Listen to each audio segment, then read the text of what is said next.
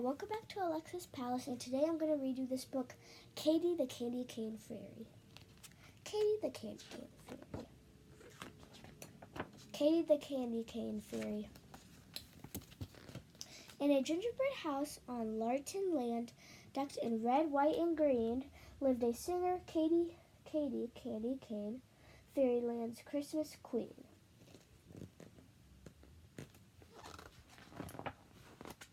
With her fairy sisters Crystal and Glow, she worked throughout the year to perfect their famous festive show and fill each song with cheer. The secret behind the fairies' fame, the music and sparkle and lights, was extra special candy canes with magical red and white stripes. But then, one winter's morning, Glow noticed something weird. Overnight and without warning, the cane stripes had disappeared. The shows were in their planner, and rehearsals were nearly through. But with no stripes to create the glamour, what would the fairies do?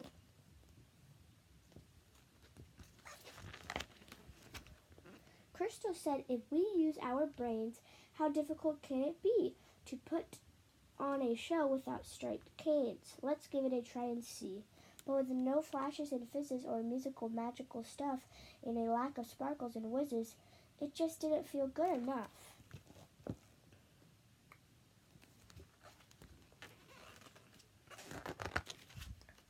So the fairies jumped on their motor trike and raced to Holly's cane store. "I'm totally out of stripes, Holly said, "and I know I can't get any more. I've got canes in gold with sparkly stars or silver dots, with hearts and dots. I've got a few in blue and purple too. Look around, I've got lots. But just one thing I have not got, and that's without a doubt is any kind of cane with stripes. I am totally, completely sold out."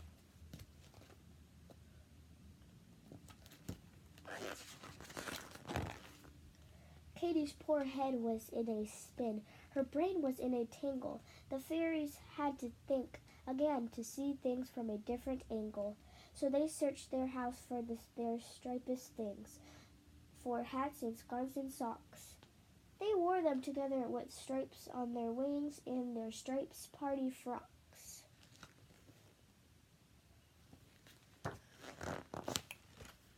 But as hard as they tried, things did not improve. Would nothing bring back their sparkling groove?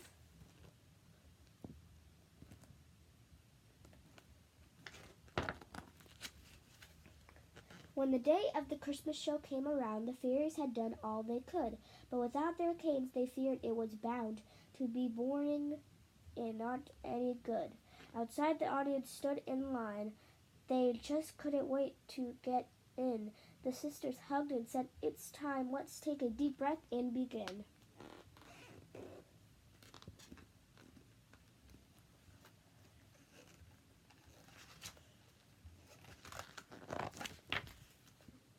Alone on the stage, the fairies sang, softly at first, then stronger. Slowly they saw the joy they could bring. They didn't need canes any longer. There were no fancy sparkles, music, or lights, just the fairies singing their parts. But there was something special. That winter's night, a magic that came from their hearts. Sorry.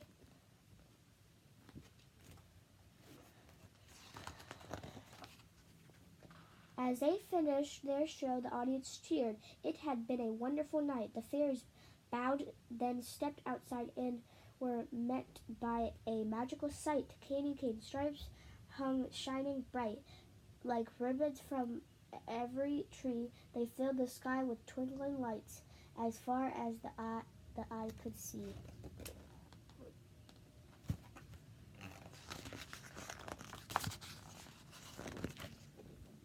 Katie could barely believe it. Then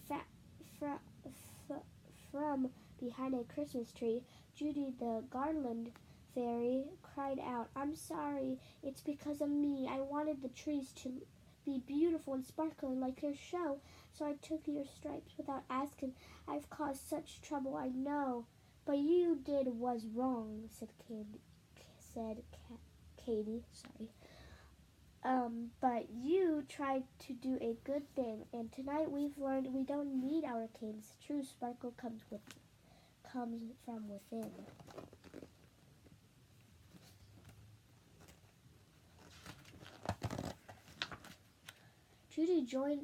Judy joined her friends in one last song as it started to gently snow. The fairies gathered and sang along. That was the best ever Christmas show.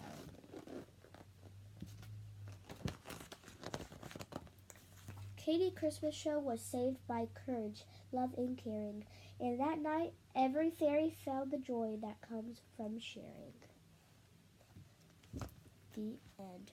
I hope you enjoyed this book. I know it's not Christmas time, but I still want to share this book with you. Don't forget to like, comment, share, and subscribe. And see my next video that comes tomorrow or another day.